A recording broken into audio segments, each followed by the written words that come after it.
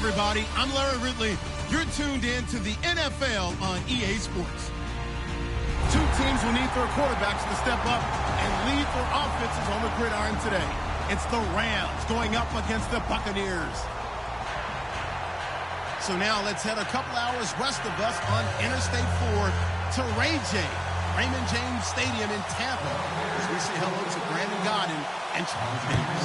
All right, thank you, Larry. We are on the Gulf Coast of Florida at Raymond James Stadium here in Tampa.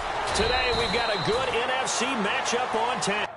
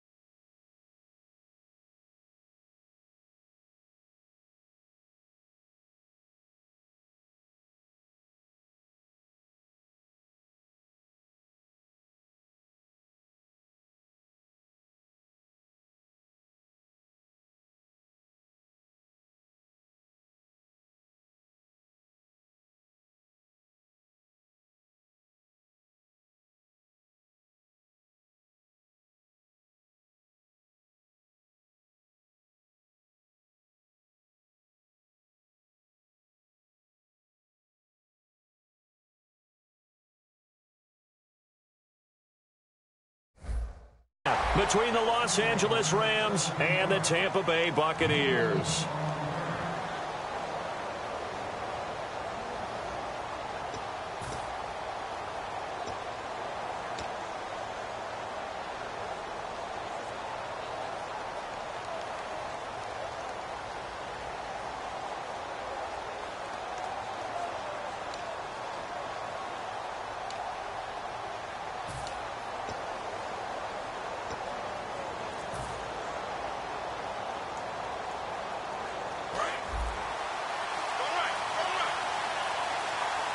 They'll need to get the play off quickly. Now the first carry here for Todd Gurley. Give him 3 on first down. It'll set up a 2nd and 7. The offense on your screen now, and Todd Gurley on your screen. That is the back of the present and the future. And what an amazing return for him from a knee injury his last year in college at the University of Georgia.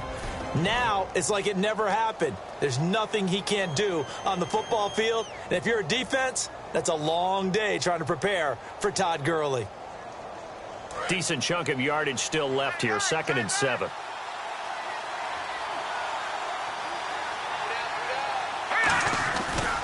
Another carry now for Gurley.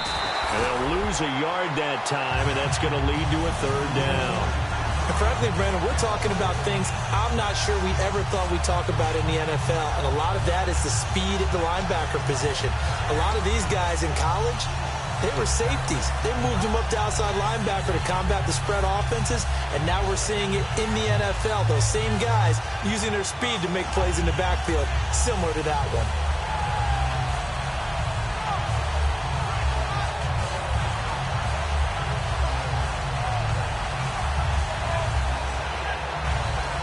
An early tough test on the opening drive.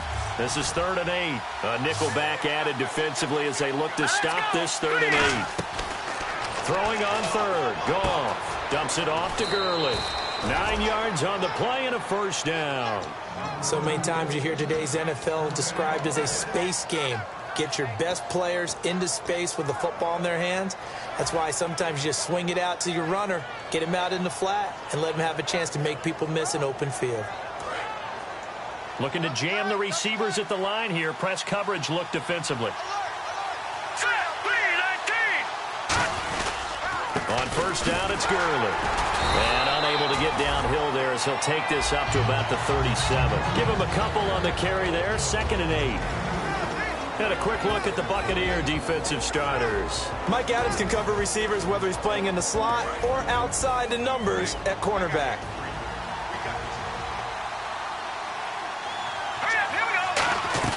Here's Goff now on 2nd down. That's complete to his tight end. This is Lance Kendricks. Call it a pickup of 7, and that is going to set up a 3rd and 1. Let's make this one simple. What a catch, especially the finishing part of getting his feet in bounds, toe tapping, and, of course, foot dragging. A little tapestry, if you will. Oh, I like it. And I see an extra defensive back on the field. Little surprise here on 3rd and 1.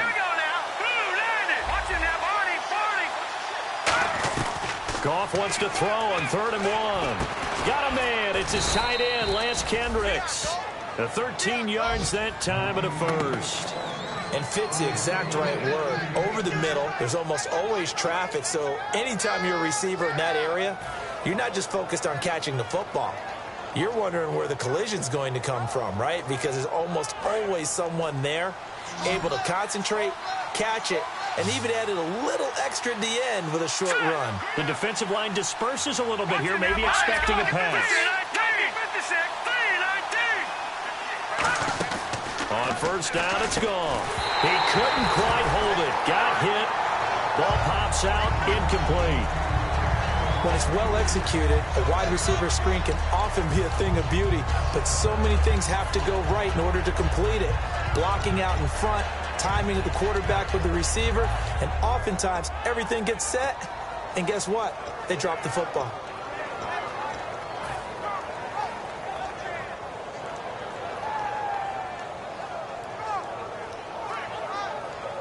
So 2nd and 10 here.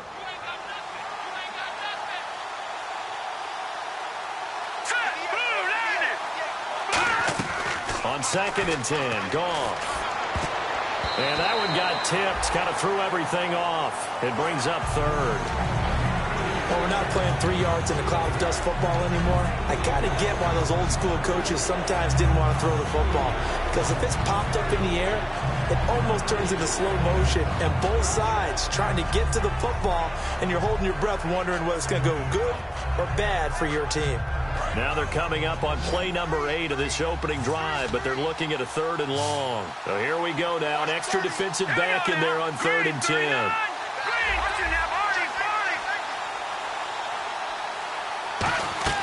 Throwing again is Goff. He sets to fire deep. And incomplete. The contact made the ball roam free and brings up 4th down.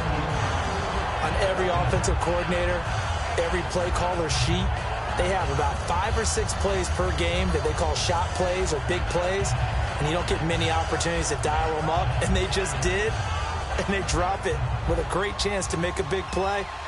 That's going to hurt.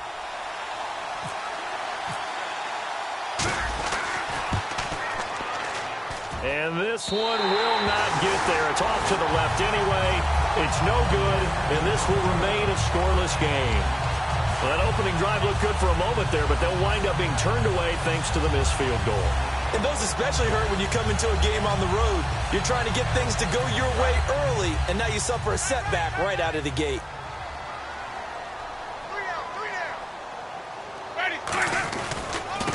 Now the first carry for Doug Martin. That one goes for 13 yards, and it moves his sticks. Now that's the Doug Martin we saw, not just in his rookie year when he burst on the scene out of Boise State, but how about in 2015 when he earned a big-time contract extension from Tampa Bay? Yeah, you mentioned it, from Boise State, 31st pick back in 2012. On 1st and 10, Winston. And he takes a shot on the release as this will be incomplete. The intended target, the tight end, Austin Seferian-Jenkins. And that'll make it 2nd and 10. And when this offense is clicking on all cylinders, the running back is in sync as well. The focal point. Runs, catches, blocks, sets the tone for the offense. Offense looking to avoid a 3rd and long. It's 2nd and 10.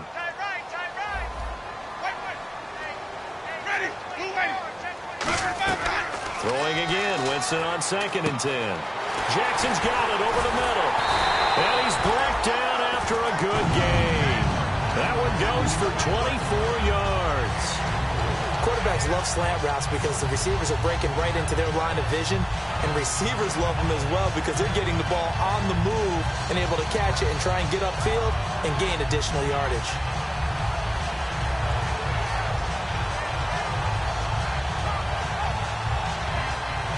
Clock rolling as we hit the midway point of this first quarter. And on the outside, they're playing press coverage. First down, here's the run with Martin. And he is going to lose yardage here. A loss of a full 3 yards, and now it's 2nd down. One thing I know, defensive coaches love it when they don't have to invite their players to the party. This strong safety, you never have to ask him twice to help in run support. He's going to arrive and in a bad mood.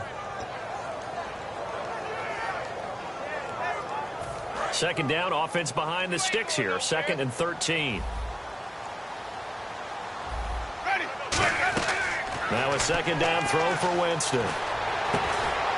And the hit jarred it loose. It's incomplete. The defense here for the Rams. I played college football at the same time as T.J. McDonald's father, Tim. And what a great player he was. T.J. definitely is following in his father's footsteps.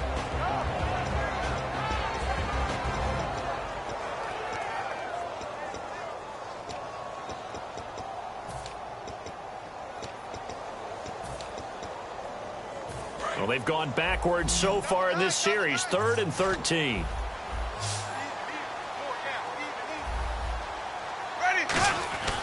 Third and long for Winston. And almost intercepted. Would have been a huge pick in the end zone, but as it stands, that brings up 4th.